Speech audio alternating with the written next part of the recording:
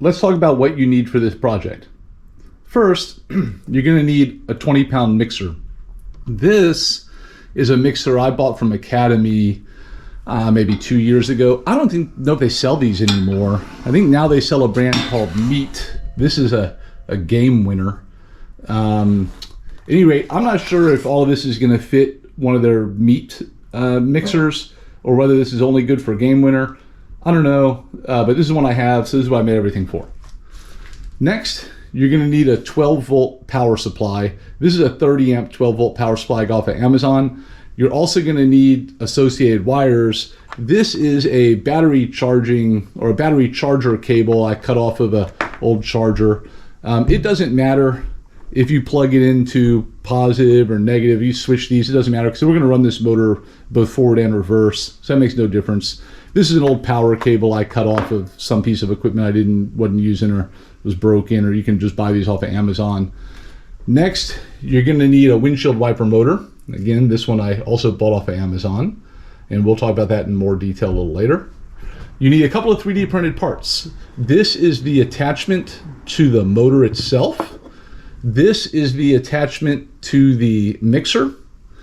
And this is the bracket that's going to hold the motor and everything to the mixer itself. Next, you need 15 6mm washers. You need 5 6mm nuts. You need 5 6mm lock nuts. You need an M8 by 50 bolt.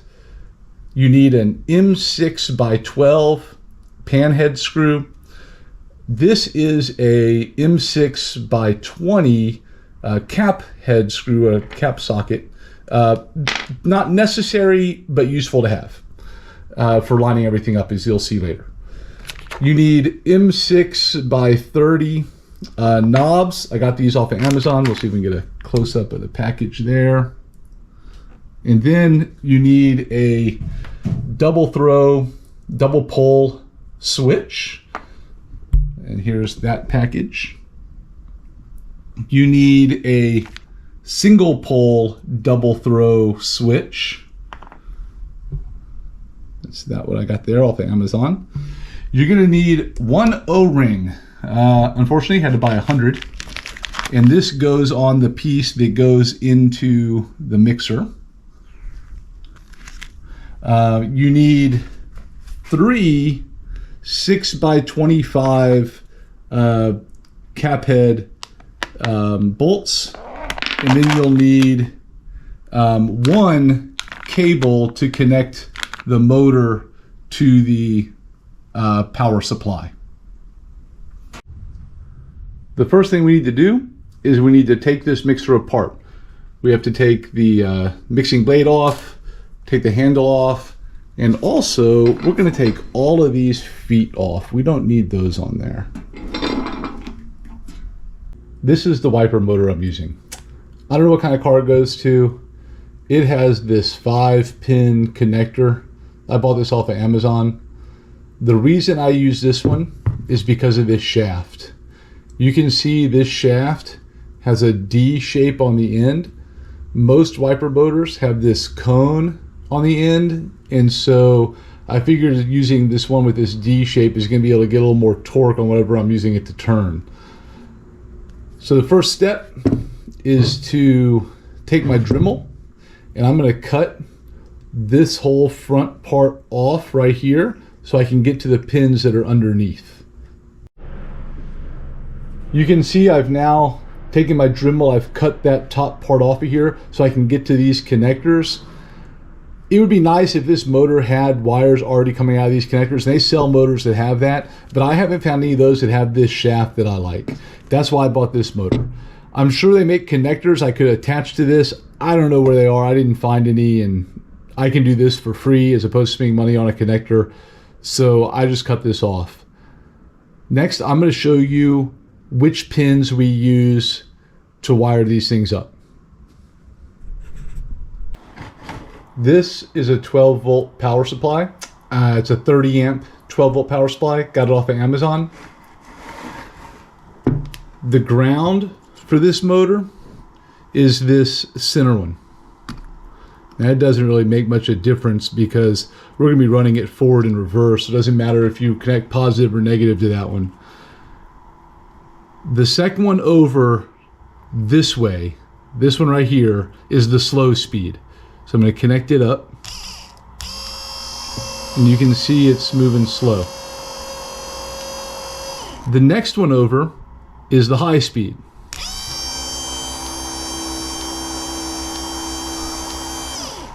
The other two, these two, are used for the park function of the motor. We're not going to use those. So just know that this one right here, that's the ground, this center one. Then you have slow speed next to it towards the motor. And you have fast speed even the furthest towards the motor. The two furthest away from the motor on the outside, these two we're not going to use. They're for the park function of the motor. The next thing we're going to do is we're going to tin the pins that we're going to use. So this pin, this middle one, this is the ground. Now we're not really going to use it as a ground pin, but that's what it is. This one is the slow speed, and this one is the high speed.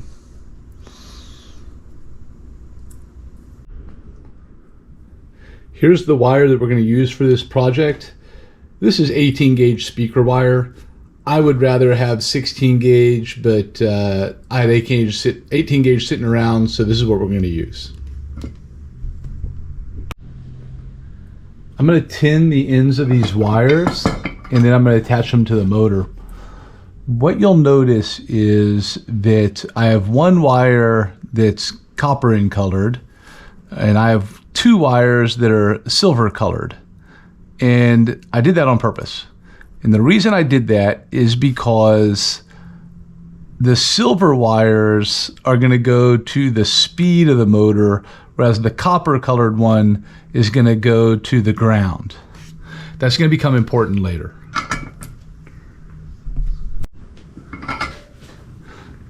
So this is the copper colored one. It's going to go to the ground terminal of this motor.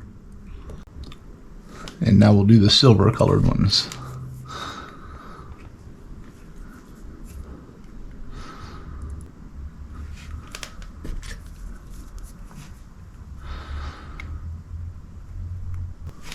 Okay. You might take a second and test that you connected the wires to the right pins on the motor. So this should be the slow one. Good. And this should be the fast one. Great. So I know we connected the wires correctly. I put some heat shrink on the wires just to make it look nicer. And then we're going to wrap it in electrical tape. So this motor is now ready. I've got the wires on the connectors. I've got them wrapped. I have the gold wire is the ground, and the two silver wires are for the different speeds. The next step is to attach the motor to the motor mount bracket. You'll notice that this bracket has ovals for all the holes. That's so this motor can move up and down to attach it to the mixer, and that's going to come in play later. So what we want to do right now is just loosely attach this motor to this mounting bracket. We're going to use 3 of the 6mm by 25 cap screws and 3 of the 6mm washers to do this. And I'm just doing this by hand right now. There you go. Hand tight is fine. You still want it to be able to move back and forth like that. The next step is to prepare the legs.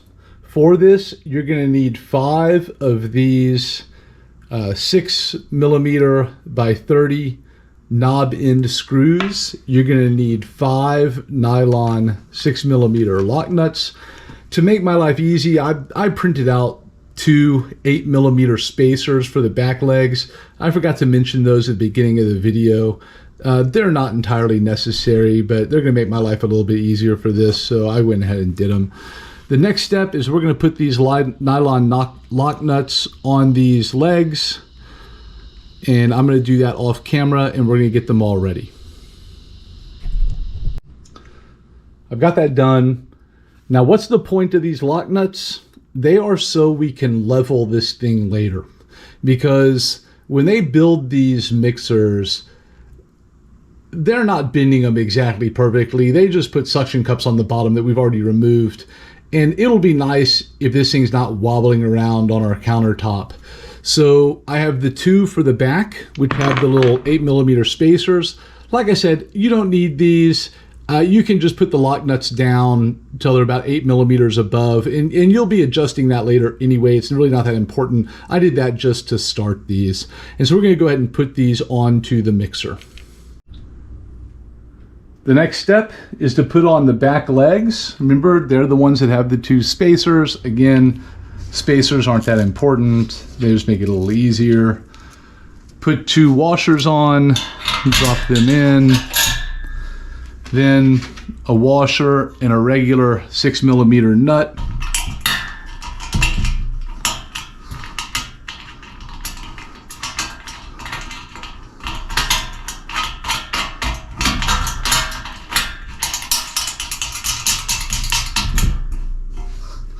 And then another washer and 6mm nut.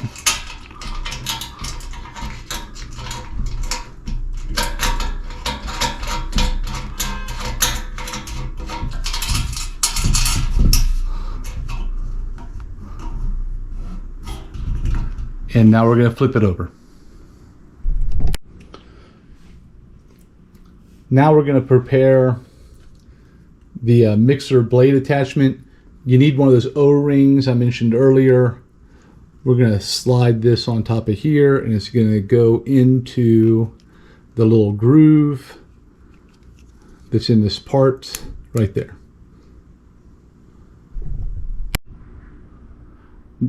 Now we're going to attach the mixer blade. Take this guy, drop him in like so. We're going to take our part, we're going to put it in here, and we're going to rotate it until it fits into the mixer blade like so. And that'll do it. Now we're going to take that M8 by 50 bolt, and we're going to put it in here, and we're going to lock this in place. I'm going to go ahead and tighten this guy up off camera. But this is what it looks like. So you've got the bolt, got this attachment, that spins the blade. Before we attach the motor to the mixer, we have to take this little 20mm screw, this M6x20, and put it in here. And the reason we're doing this is because this is going to allow us to level the motor to the shaft of the mixer. We're going to have movement up and down, and we're going to have movement side by side. And once we get that, then we're going to lock it in place. Let's attach the motor to the mixer now. So we take it in its bracket, drop it down. We have a leg with a washer, drop it in, leg with a washer, drop it in, and then we are going to take a washer and a nut, and we're going to attach it, and it's going to still be loose because we want to be able to adjust this side to side. That's why there's ovals in the motor bracket, so we can do this with it to center that motor on the shaft of the mixer.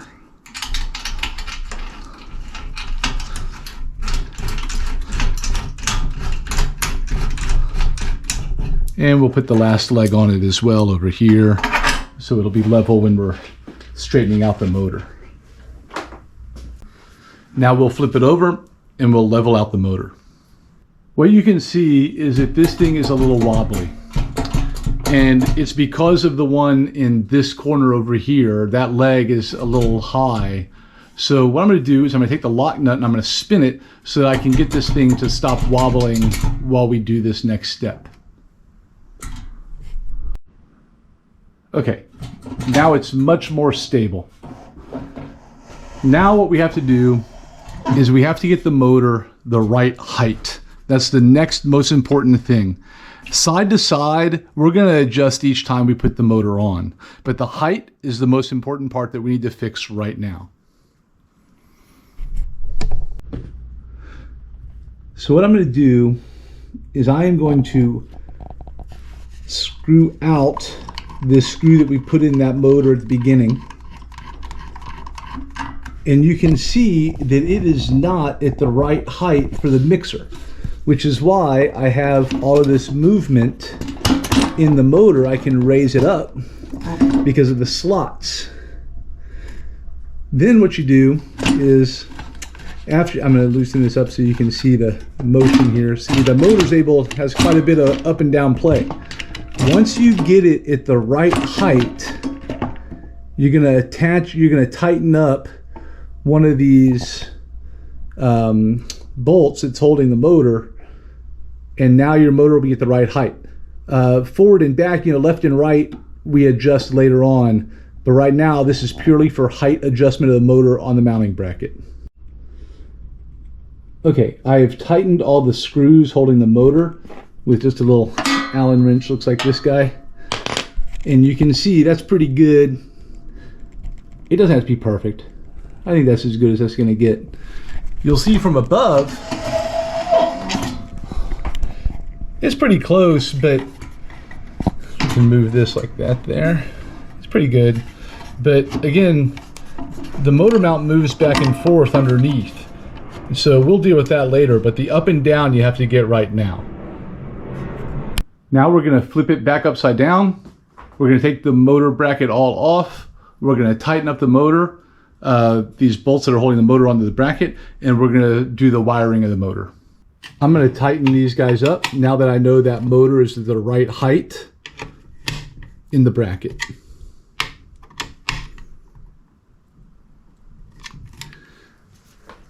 Take this screw out of it, and the next step is going to be to attach the motor adapter to the motor. You'll notice the motor again has a little D shape in there. This has a D shape in there too. And so what we'll do is we will push it on and we'll just kind of rotate it until it kind of goes in a little bit, and we'll push it in. And then we're going to take the 6mm by 12 screw, and we're going to put it in here, and we're going to screw this down to the motor.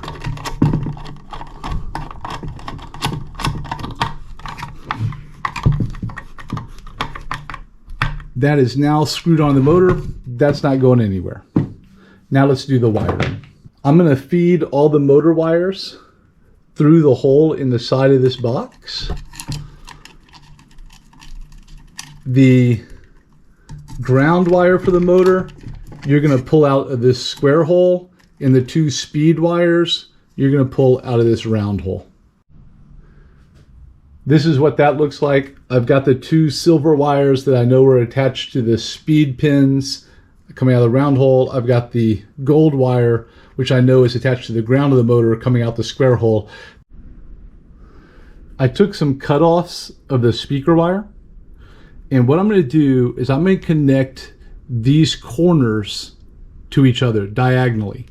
And that's what that's going to do, is that's going to make it so if I have positive and negative going in here, then when I switch it one way, I'll have positive and negative going to the motor from there. When I switch it the other way, I'll have positive over here and negative over here.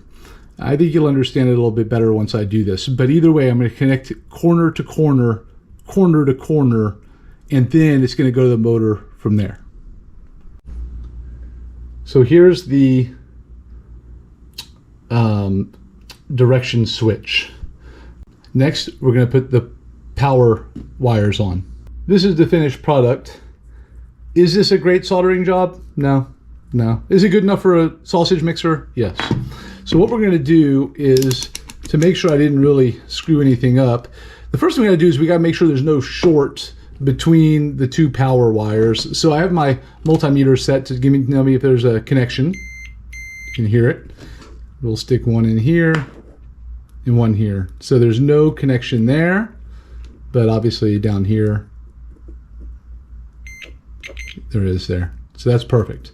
Now to show you how this works, I'm gonna go ahead and connect it up to a voltage, and I'll show you how this is going to make the motor go either forward or reverse being wired this way. All right, we're going to connect this up to 12 volts. And now we're going to take our leads, and you can see the 12 volts there. We're going to put one lead on this side and one lead there. And now you can see that is 12 volts. I don't know if you can see, there you go, it's 12 volts. I'm going to flip this switch the other way. Now it's negative 12 volts. So if I leave the motor connected just to two sides of this, then as I flip this switch, I can make it go either positive or negative. And that's how I'm going to make this motor run forward or backwards. That's why you wire this the way I did it. All right, the next step is to solder these connectors for the speed control switch onto the speed wires of the motor. I've realized it would actually be smarter to have all the wires outside of this box when I do this. So I'm going to go ahead and pull these back through, and we'll solder them on the outside to make my life a little easier. And then we will feed them back through.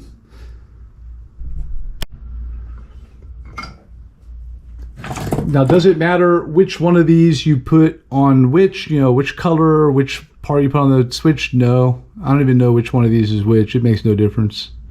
One of these is fast, one of these is slow. That's all that matters. So we're going to solder that on there. And we're going to solder this guy here. I have the wires connected to the speed pins on the motor. I put the heat shrink tubing on. I've got this one that's the ground wire to the motor, and we're going to feed these back through the box, and we're going to hook up the switches. The next step is to connect the motor to one of these, and this is going to go to the common of the speed selector switch, and so it goes to the other one. All right, so I've got the ground of the motor going to one side. I've got this side going to the speed control switch. Now what we're going to do, we're going to drop this in. I'm going to put this in first here. There we go. Then we're going to take this guy and we're going to thread him out through this hole where the other ones are going to the speed selector switch. And then we're going to hook everything up and we're going to see if it works. There we go. So before I push all the switches all the way in, we're going to plug this in and we're going to see what happens. So now remember, this is the common. So it goes there. And then you have one of these is fast and one is slow. It doesn't matter which one. One goes there, and one goes there. And now all the wiring is done. Now both of these are off. I'm going to bring in the power supply, and we're going to test this. Okay, I've got the power supply on. I'm going to plug the power supply into the switch. I'm going to turn the switch one direction, doesn't matter. We're going to turn the speed control on one way, it doesn't matter which way. There we go. And now we're going to turn the speed control on the other, and now you have fast and slow. So this is just using this switch. And now we'll go the other way. We'll switch it the other direction. Then you have slow and fast. So So now you can run this in both directions, both slow and fast, the way that's wired. The next step is to pop in the switches and hook everything up. So those switches, they just push into this box. I wasn't thinking about it, didn't do it on camera, but I think you get the picture. They just pop right in there, you push them in, they snap into place, and now you're good to go with the switches. Now we're gonna connect this motor bracket up to the mixer. So I took the legs off of the motor bracket. We're gonna put it on the mixer. Now the one thing you have to do to slide this thing on is you have to make sure that the mixer is pointed in a way that it will go into this motor bracket. And you can even just put it on there like that and then rotate it and put it on, and that'll do. Now we're gonna pop the legs on like that and like that. Because remember, you already made the height correct of this motor. The last thing we have to do now is get the side to side correct. So we're going to put these on such they're not so tight that the motor can't move side to side. And this is what you're going to have to do every time you clean it, because you have to take the motor bracket off to clean it. So you just have to adjust it side to side since you've already now done the height of the motor, although you can always go back and change it. So this still moves now side to side. So we're going to flip it over.